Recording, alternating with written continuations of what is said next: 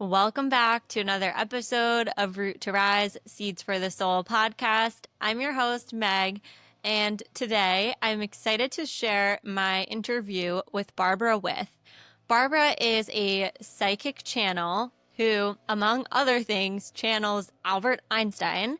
She's also the co founder of Conflict Revolution, which is a way for us to internally work through our triggers. That way we can spread peace into the world and in our daily life.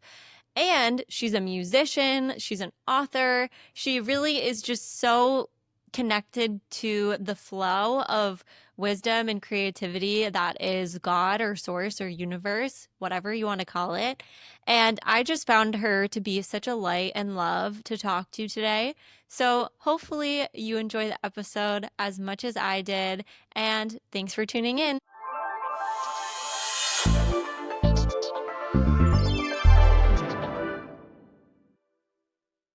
Welcome, Barbara, to the podcast. I'm so excited to have you on today. Thank you, Megan. I'm so glad to be here. I'm very excited. Yes, me too. So I'd love to just start to talk about your background and what you're doing in the world right now. I know you are a psychic channeler and a medium, and so you've been doing that for a long time. So can you talk about how you got involved in that and what that kind of looks like in your current life as well? For me, it began with music. I was a musician. I started teaching myself how to play piano when I was 4. I started writing songs when I was 12. So I had this urgent desire at 17, which was, I think it was 1972, to be a rock star. And I had everything I needed. And I went out on the road for 20 years doing that. Had a pretty good amount of success. However, it was a tough lifestyle, lots of addiction and things, sidetracking. But at the same time, my friend's mom was a channel. And back then we didn't call her a channel. She just gave us readings. And there were these beautiful readings about how to like bring some healing to my traumatic family and things I could do to self-care. And there were predictions that came true. But more than that, it was teaching me how to self-love. So when I started automatic writing spontaneously in 87, I knew what it was, and I was still kind of surprised because what is this? And I was writing a very angry letter to someone, and suddenly the whole tone shifted, and it was just all about perception. And so I was kind of like, okay, so who are you? And because Eunice had been an antenna. Like she was just picking up all this information around me and feeding it to my human mind. So they said, you can call us sound. Mm. Mm. And because I'd been in music, it made sense. Hmm. So that's kind of how I got into it. And how old were you when you had that automatic writing experience? Because I have dabbled in automatic writing, and sometimes it seems like my analytical mind kind of gets in the way of letting that come through. So, was there anything that you think helped to facilitate that, or were you just very open because you had those experiences with your friend's mom? I think that, and to the music, is that the process of writing music, especially if you're like me, I was very traumatized as a child, and so it became the survival technique, is that you're so out of your mind anyway, that, and you're so into the feeling, and the feeling is instructing the intuition. So I was so curious. I mean, I was such a curious person. I am such a curious person, but it's like, okay, where are we going to go with this? And it just really led somewhere. And now, today, jump ahead, however many years, this is what we teach people is how intuition is a really an innate part of your being and how to get to it. Yes. So walk me through. So you had this spontaneous automatic writing experience. You had this connection. And then what did you do from there? Like, where did you go next? I just was so curious that I wanted to do it. And so I went to my friends. I said, look at what I can do. Do you want to try it? And so for a while, they'd sit there to my left and I would write.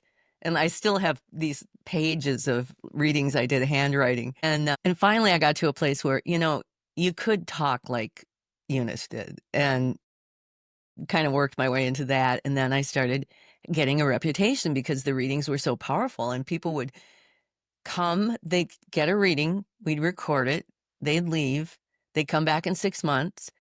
So it wasn't like we were talking about it. It was like I was like the doctor who you went in and you got the thing. You don't, and that's kind of how it went for, well, until 1993, I think.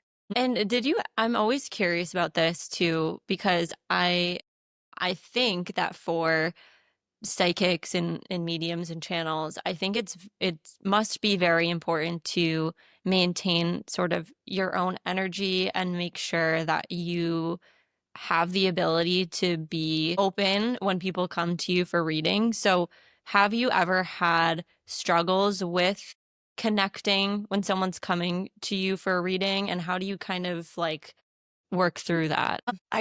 I can't really say that I've ever had trouble connecting, but what I would say to address that is very early on when I was discovering this and like, hey, let's just go read for everybody, and I found myself in a situation where there was a young man who had been paralyzed and I'd sort of taken on to help him. And I found myself sort of using that to say, well, you're going to be involved in helping my friend, and it was only one time, and the crash was so intense that I never forgot how we can get ourselves involved. And I had to Mm. kind of stop and begin again with a kind of more reverence to what I was doing. But that's the kind of lessons we need to go through. We need to challenge our intellects. Is this my intellect? Is it my intuition?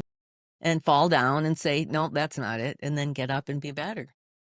Yeah, that makes a lot of sense. And I think it does require a level of like self-reflection and self-knowledge. So definitely makes sense there. So as you've been going through, what are kind of the tools that are there any tools that you like to use for channeling, for example, like cards, or some people like crystals, or is there anything that helps you kind of get into the mindset? And what is the experience like for you when you are receiving messages?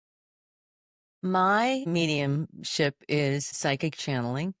And if you go back to the music, that's channeling, pulling out sound and words, rhythms to create this experience. So that's one way that I feel channeling. When I do channeling Einstein or the angels, some entity that's allegedly outside of me, I describe it where I kind of get myself out of the way in my intellect. Like I see myself like this tall and I'm sitting in a chair. And sometimes through the whole reading, this part of me will be going, you can't tell that. You don't even know what you're talking about. And sometimes I can't get rid of it. But what it does do, it opens up this whole other part of your brain and your mind where you're just kind of witnessing. Like you're not making this part of you is like, oh, no, no, no. But this part of you is just going, I'm going to just observe and listen. And then you start to hear, just like music. I would listen for the melody or I would listen. And when I started listening as a channel, not music, and they said we're sound, that gave me a trust because I'd worked in sound. And then when I later started to do groups and the psychic sorority, the three of us that began this journey, they asked in a reading, well, who are you? And the answer was, you can call us angels. Mm, So now we've graduated to, how do you know you're talking to angels? mm. How do you know? And the three of us talked it out, and we decided that we didn't really care if it was the Easter Bunny, because what they were telling us was so revolutionary and it was changing our lives so completely that we were okay with it. Mm. I love that. I think it's so beautiful how God or the universe or source, whatever it is, I love how it knows exactly what to present that's going to kind of get the foot in the door. So that way it just opens up for this longer term relationship. So I love that. And I'm curious too, because I know a lot of people have like moments in their life where it's sort of this awakening of like, yep, this is real, or they have moments where they call upon guidance and they get it immediately almost. Can you talk about any examples from your own life where you had that moment or multiple moments of yes, this is real. I'm being guided. I have angels, I have someone looking out for me. Well, it's a process. For me, it was a process where you first took it in. Okay, now we're talking to angels. Okay, so here's the skeptic, right? I have this support, right? But then I'm still not like, hey, everybody, I'm talking to angels. I'm like, huh, okay, that's okay. All right, we'll ease into that. And then when I came to the shift to be able to talk to Einstein, that was many years of adapting to that. It's been progressively where I was at a big event in 2007 and I was sort of like sheepish. Like, I'm not trying to convince you it's Einstein. And afterwards, they were all scolding me. That is too Einstein. It's like, so the universe delivers me these things. But I want to tell you where I am right now with it. The level of manifestation I after all these years Mm-hmm. is right now in my life, it happens without me thinking. So here's the example. I was driving home from North Carolina where I saw one of my psychic sorority sisters for the first time in years. And we've started this new mission right now. And I was feeling this all so deeply, deeply. I was crying. I was driving in the car and crying. And suddenly the car it takes an exit. And I look at my GPS and I think, oh my God, am I take what? And okay, all right, and I thought, and I pull up and right then my associate in Norway called, and she's the only person that I could have in that moment. So that's just a little example of so many things that are happening to me right now. It's crazy. It's a really beautiful, beautiful thing. Wow. And that's just a result of years of you really trusting and honing your, I don't even want to call it a craft because it's a connection, and I think it is innate for everybody, and we just have to be able to tap into it.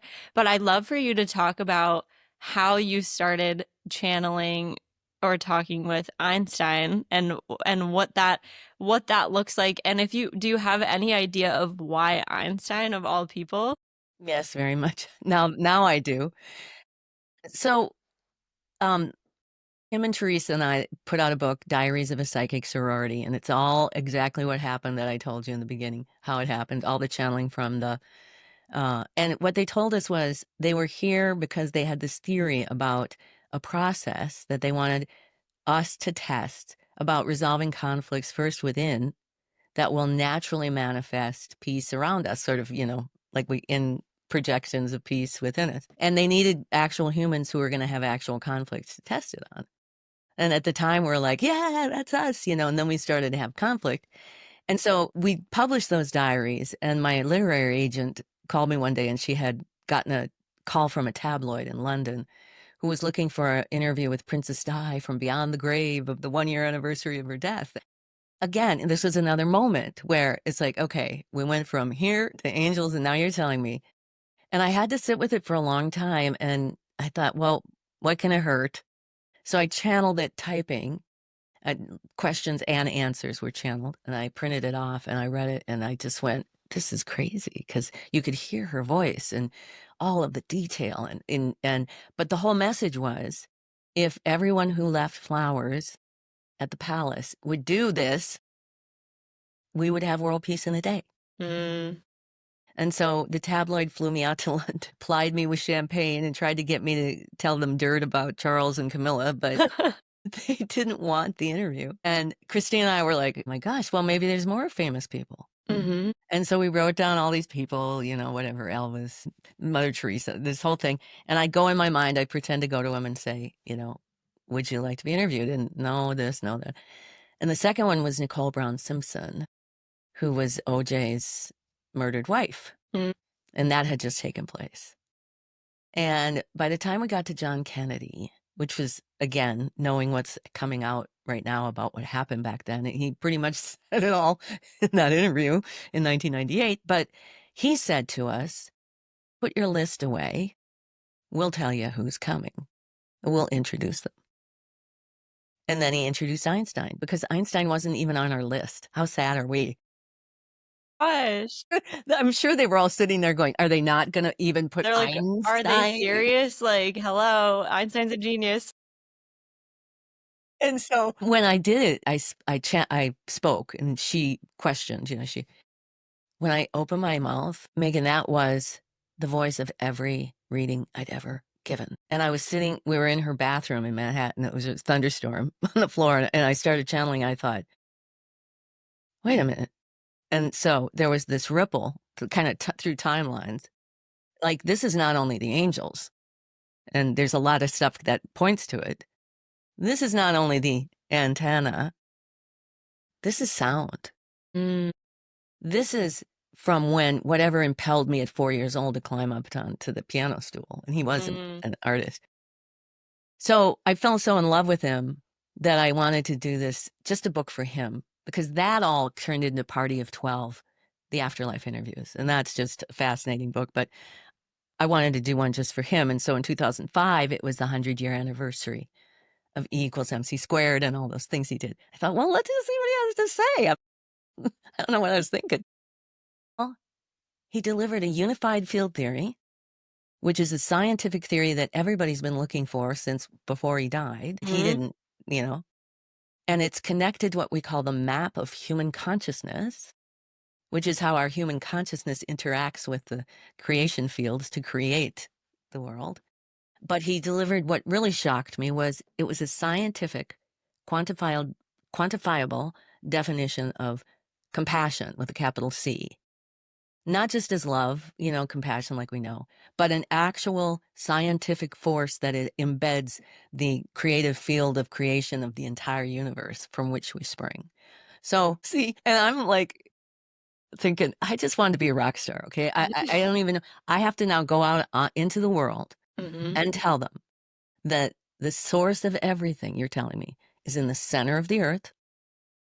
And it operates like a black hole. Well, do you know anything about black holes? I don't. No. And so I was like, am I going to just completely just destroy everything I've done by stepping out and saying these ridiculous things? Well, no, just go to YouTube and Google Brian Greene black holes, and it'll tell you exactly what he said, that now they think that Earth is operating. So it's been like this where it's unfolded through the years, but it has taken a lot of spiritual and psychological care. As you can see, it's mentally challenging to be able to stand up in front of people and then find out that it's all actually, I don't know what's worse, if I was wrong or that I'm right. Yes. I can imagine it must feel to your human self, it must feel a little isolating of like, what are people going to think of me? And I never really realized that that little voice of doubt is still kind of there. I know you mentioned it's still kind of there when you're channeling, it doesn't go away. And I think that's really helpful because I've always had this idea of once I get to this certain place spiritually, that little voice is gone. I don't have to deal with this anymore. I will just be floating through life like on cloud nine, And that's just not reality because we came here. I believe we came here to have a human experience, and that is part of the human experience. And our thoughts sometimes can be very helpful. So, but to your point of just finding out that it's right, it's kind of mind blowing. And then finding out that it's wrong would also feel kind of awful as well. And so it's such an interesting place to be in where you're neither here nor there, if that makes sense. Like you're on earth, but you're also having these crazy, so cool experiences. So I'm curious of, are there any daily, I know now it's become like you mentioned, it's become more like automatic for you, but I'm curious, could you talk about what your life was like when you were kind of like in the rock and roll world, like doing music, and then how you transitioned out of that and into where you are now, which is, you know, definitely different than rock and roll for sure. Well, I think what's interesting is that the way the whole thing fell out and music came first, it was the music at 12. It wasn't Einstein saying, I'm going to deliver information. And that lifestyle, early on, when I had one of my first readings, Eunice said that my music was going to be this incredible healing force. And so that impelled me because I wanted to save the world, this Aquarian thing. And it just, the intersection, and this is the 70s. So you're talking about sex, drugs, and rock and roll, and then trauma. So all of this was informing my healing process. And what happened was I lived this lifestyle until 1987. And it just, a friend of mine first friend I ever had to pass away, not tragically or anything, and I had to come in off the road. And this idea that somehow my music was this healing force. So when I started automatic writing that day in that whole mix, what they said was, your ego had to be diminished because you just have such a huge ego, but your music was still doing the thing it was meant to do. So I'd be in these little like supper clubs in the middle of Iowa all by myself doing these solo gigs. And people would be going, is that a joke or what? Because I'm playing my original music. I'm playing Springsteen. I'm playing all this stuff. And all they want to hear is the jukebox. So it was really suffering. It's like, this is not what you said was going to happen. You said I was going to be this international sensation. So and they said the music was still doing it though. It was cutting through everything. And even in you, it was healing you, whatever that was. So I tried to come in off the road. And I just couldn't. I formed this trio called Lazy Me with these women in Minneapolis, and we won all these awards and opened for Tower Power. And it's like, nope, you're going on this path. You're going on this path with us. And that's all there is to it. And then they sent Kim and Teresa to help me adapt to that I was called. And that's what happens when you're called, I think. So you didn't really, you had to make the decision to come off the road and to choose this lifestyle, but you didn't really do you weren't like meditating for like 2 hours a day or like doing yoga or breath work or anything like that. It just kind of was, this was your path and this was where you were meant to go. And so it seems like it was more of like a spontaneous evolution. Is that, would I think that's a good way to put it. Because if spontaneity is it's like pivoting, right? If you're in basketball, you pivot, you don't sit down and go, well, why didn't the ball come to me? You just move on it. It was very intuitively guided. And I think intuition is far, far stronger when emotion is strong. Now, that doesn't mean our intellects always know what to do with it. But, we get all emotional and then we have this intuition, go do this, go be a rock star. And my mind was like, okay, here we go. Yep. So, but it was an evolutionary journey. I had no idea where it was guiding. Now at this age, this is my 6th year, I can look back and see absolutely everything that I thought was a mistake or this was wrong or I should have been doing that. Don't do it. It's all so divinely created. And your mind is that little squirrel, that little party. And no, I didn't do this. It's always going to be going. But when you add more parts of your operating system, because there's more than just that squirrel. We think it because, our intellect is so powerful. It's convinced us it's in charge. But there's this whole other operating system that we're waiting to discover and then waiting to know how to master. I know it's probably a lot, but in retrospect, can you talk about some of those moments that maybe in the moment you didn't understand why it was happening, but then you look back and you're like, wow, this all ties together. I know you mentioned that you're doing your world peace tour and then there's the anniversary of you connecting with Einstein, right? And then, so can you just talk about how all this comes together? Because I think that is so helpful and it's such helpful perspective for me and for other people as well. Yeah, sure. I came in off the road and I got married to a wonderful man and I proceeded to go have higher class, crap jobs. So I called them because all I wanted to do was go sing, but he had to. So I got involved in this nonprofit in St. Paul because my husband was pressuring me to get a job. I was like, okay. And I got a temporary thing helping them in this department. And then it led to that, and led to that, and led to that. And pretty soon I was in all these departments looking at how much conflict was going on. And I went to the president. I said, look, I've been involved in this stuff. Would you mind? I could do a prototype of a conflict resolution workshop. And she's like, yeah, let's do it. So we started doing it there. And then I became the, don't ask me how, accidental development director. I was the development director of a major nonprofit in St. Paul. It's like, I was like, what? And I had never Now, good thing one of my best friends was the vice president, and she sat down the first time I had to do 5-year budget projections. It's like, what? And it was torture. I would go to bed crying. I'd get up crying. I'd drag myself in. My husband was like, why don't you quit? It's like, I don't know why. I would not have traded any of that. Because when all of this converges and all of my book sales create a lot of abundance for us, I'm going to be absolutely happy that I know how to do those 5-year budgets. And already I've written many, many business plans. So, but it's hard, because you want to do this and you think you're supposed to be doing that. All you're in this little, crappy little job, but it's not. It's all divinely planned.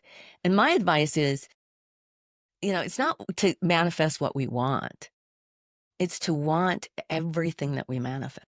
Yes. Yes. That's so powerful. I just listened to a podcast, and this woman was talking about how you if you don't have the gratitude for what you have right now, once you manifest what you want, like you're also not going to have the gratitude. She said it more eloquently than that. But I find that so powerful because I find that when I truly practice gratitude for what I have right now, I actually don't want anything else. Like I just and like things come, and that is so it's so true for so many people. But it's also so interesting that you were in an experience where you didn't necessarily want the job, but things still came. And so it's kind of this interesting question of life of like, what is true? Like what is real? Because some people think you have to be in this like high vibe frequency. And maybe you probably were because you had been, practicing this stuff. But it's just interesting because I just wonder if there's just fate and we're just kind of living and everything is just meant to happen how it's supposed to happen. And it just kind of like mind boggles me a little bit. But I want to talk about the conflict resolution that you mentioned. Can you talk about revolution? Can you talk about that and what exactly that is, what you do with that? Well, the whole thing sprang from the psychic sorority and what we found out with our conflicts. And it's really a very, very basic, it's not even it's like you said, do you go to a class? Do you spend hours meditating? No, it's a perspective of our life. And it's understanding our operating system in a very simple, this map of human consciousness. It's Einsteinian, it's simple, it's elegant. Everybody can go, right, that makes sense. And then it's developing your own willingness. That's why we're looking for the participation of the willing to use it. And those are two different things. And I think what we get caught up in is that we look for another process. We're going to go to this process. We're see this process is. But if we took the process and worked it to its maximum, and maybe that's what happens sometimes with our trainings. The conflict revolution starts with the fact that we have a map. It's intellect, intuition, and then solar plexus emotion. Then we have a witness. And every day we wake up and say, thank you for another day of the most amazing life I ever could have dreamt up. I totally intend to make this the most magical day ever. And then we stand in our witness. And what we're waiting for is our triggers. So we're going through the day, and then we get in line at the supermarket, and now we're pissed because come on. And then you're counting the things you're like, and then we're getting, So we're looking for those because those are clues every day. This is just like every day. It's not a class. It's like life happening in present moment. And we get it. And then we stop and go, okay, what's the sound bite? Well, she's disrespecting my time, whatever I come up with. Okay, let's revolve that. Now, the witness is going to pay attention to every time that you disrespect anybody's time, that you disrespect your own time, that you're going against your own intuitive impelling, which is it's the divine feminine, the next most advantageous step for the good of this whole magical picture. And it gets to the intellect where the ego is. And ego, this is the weird kind of joke about the universe. The ego has been given control of the physical mechanism. So if you're going to turn left, it's not your intuition that sends the actual signals to your arm to grab the wheel. It's the intellect.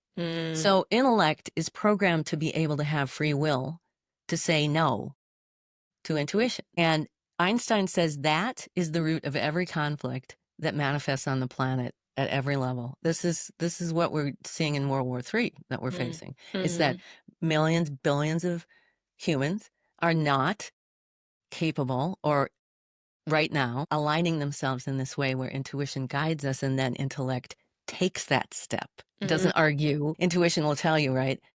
Rest.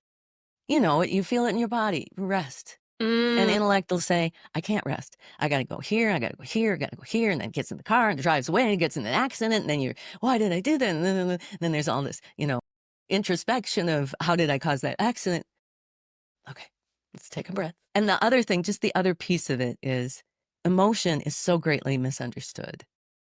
And what we do is we teach you to be able to, in your body, feel the maximum capacity of emotion possible. From hate to love, everything in between, because we're doing this for the planet, right? And there's a lot of horrible, horrible emotion that we feel through our body. But we use our breath and we move it through, and then we set our intention. I fully intend to use this emotion to create world peace. Rather than, oh, I'm so scared. This is going to happen. And he did that. And he did that. We totally bypass that. But we're using actual everyday emotions. Your grandma pisses you off or you're scared of the war. And you go into this, it's just a practice. And when you start to do this, Megan, you're going to find what I found after our first fight, and we used it and we had this revelation. And I went to work. I was playing at this hotel in Minneapolis, a piano bar, and there was a waitress there who never had the time of day for me. She was just stone cold. I didn't care, but I walked in and she was like, oh, Barbara, I've got some Patti Smith cassettes. And she put $20 in my tip jar and she just couldn't stop talking. And for a while, I thought, this is like, is this pod people? Are we gonna... And then I thought, this is it. That's what they're talking about. When you change it here, it just naturally, and I'm not comparing myself to Jesus, but that's what he did. He would walk in a room and radiate people. You could just touch his garment, and his alignment to compassion was so thorough and unattached and intentional that he had that power to change people. Yep. And that's what I feel the state that I've come into. I'm calling myself a 5D printer. Yes. I love that. And it's true. They've done studies on it, how if just one person is in a frequency, I think, of love or one of those higher frequency emotions, it can counterbalance. I don't know the stat, but it can counterbalance a lot of people who are in lower vibe states. So, I mean, everybody knows when they've encountered somebody who's in that state of peace and love. So it's so powerful. And I want to ask you about how to tell the difference between intuition and the ego, because I just had this recently on a plane, because I have like this, it must be like an egoic thing where I'm like, okay, like I know I'm divinely guided and I'll know like not to get on a plane if I'm not supposed to, right? So then I'm sitting on this plane and I'm convinced that the plane is going down. And I'm like, this is my intuition, like the plane, I'm not going to make it. And so how can we tell the difference? Because sometimes the ego is of course I made it safely. The ego is so good at disguising itself as intuition. So how can we strengthen that muscle and be able to use our intuition to override that ego that's trying to tell us what to do? You first begin by getting to know these 3 human dimensions. They're like spiritual organs. Your intellect, you get to know what it does, how it operates, what its function is.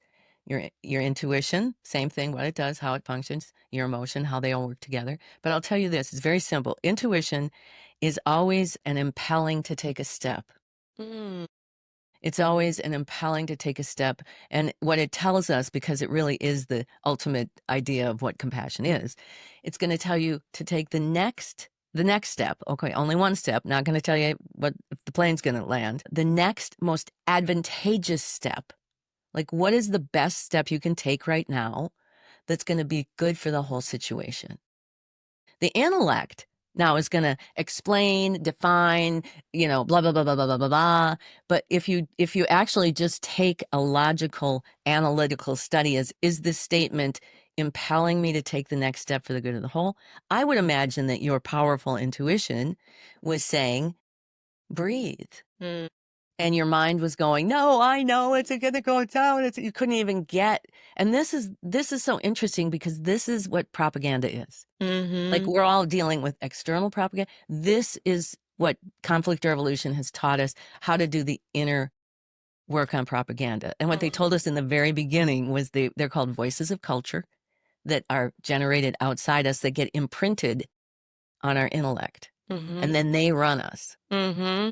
So we have to figure out what are our voices of culture and get up, and that we teach people a way to completely. Well, like I said, I'm in a place now where I'm fielding a lot of negative energy from people who think I'm like some sort of fascist. I don't know. It's a whatever. It Mm-hmm. doesn't matter to me because I can take all that hate they're directing at me as mine, Mm-hmm. like I would it with my own hate that I found, and breathe it in and mingle it with compassion and feed it into the vision that we're going to create this world peace. Mm. And we completely bystep any of that projection. And now we have to work out issues. And it's really a powerful place for us to be.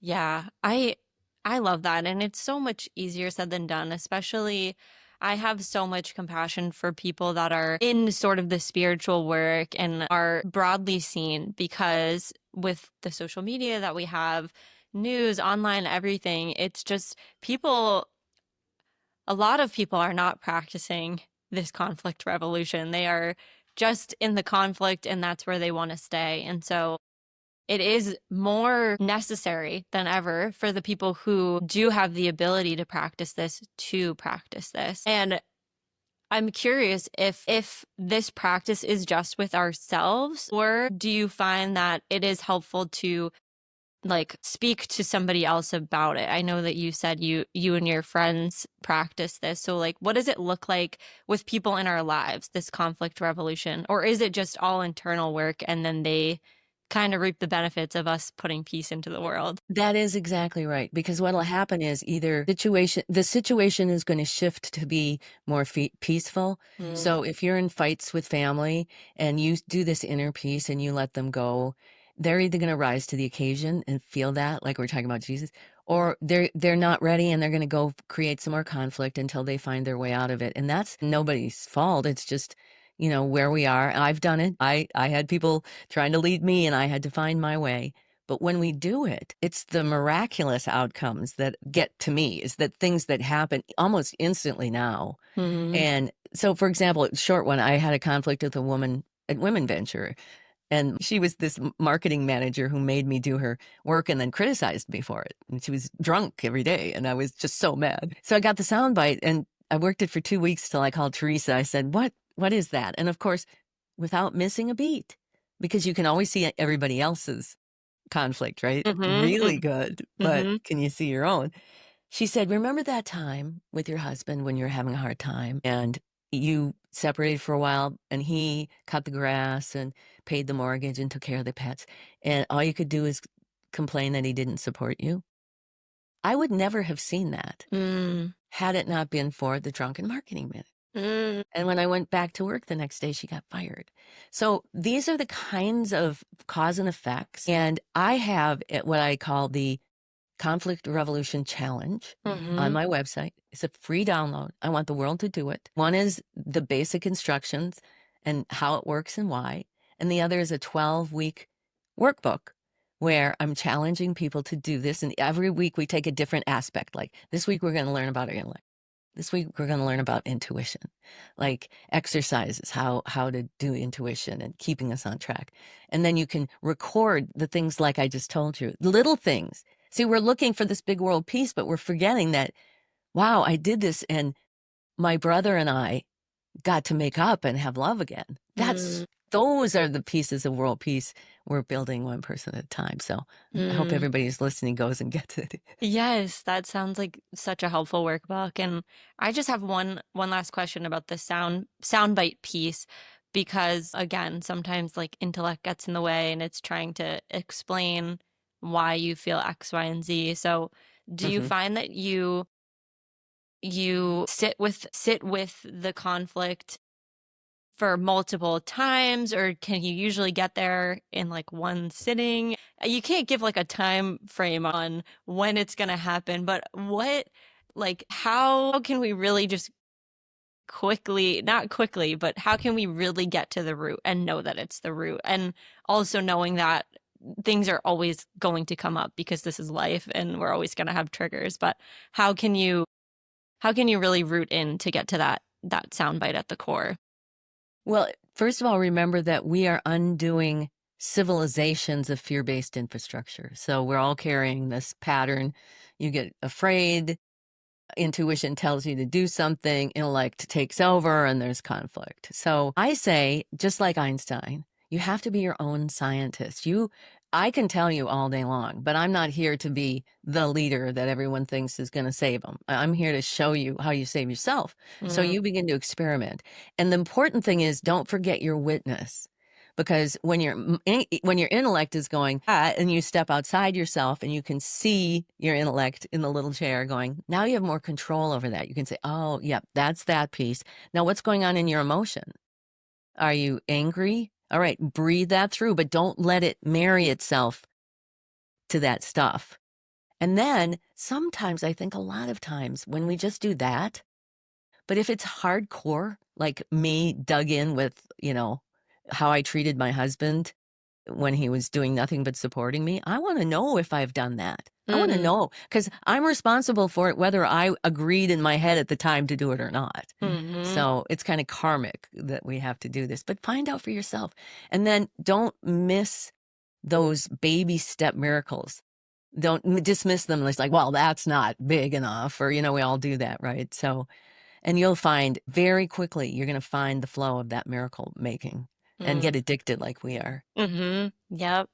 Yep, so good. I like to leave off with just one last question, and I know we kind of already touched on this, but what would a world look like where everyone was practicing this conflict revolution? I believe that is exactly what we're on the path to right now.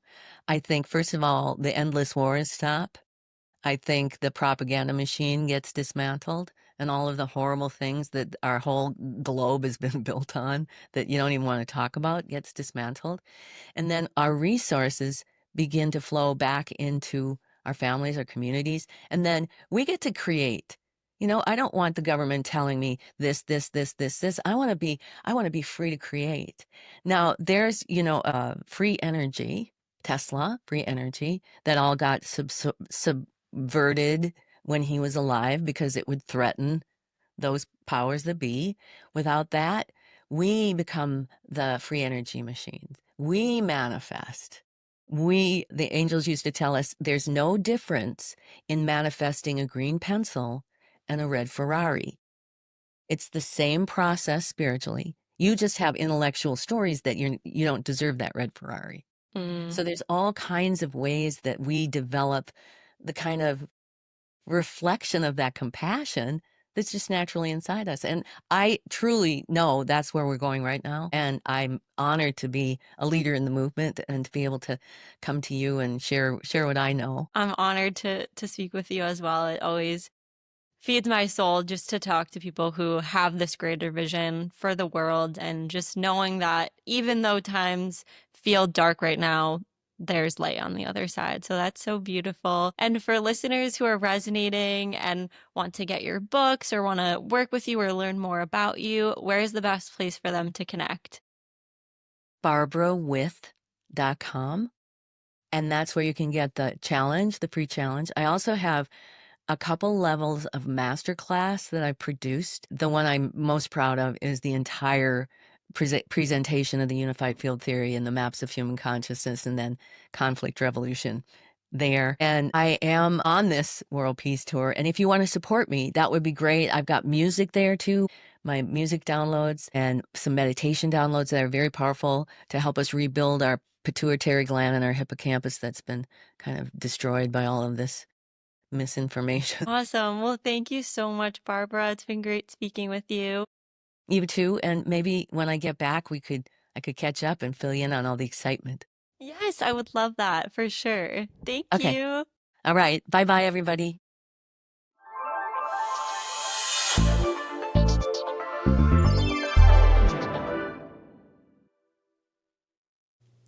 Thank you so much, everyone, for tuning in to this week's episode. All of the links will be in the show notes for Barbara's website, her books, her conflict resolution workbook, and I would definitely recommend taking a look at the workbook if that's something that resonated with you today. I know that I can always use more guidance and more hand holding with identifying conflicts and triggers and sitting with them to figure out what is the sound bite, what is the root of what I'm feeling, why is this triggering for me, and how can I use this emotion to create peace in the world. So hopefully you can take a look at that, and if not, no worries, just do whatever you feel called to do. Thank you so much for tuning in again, and I'll see you next time. Have a great day. Much love to you all.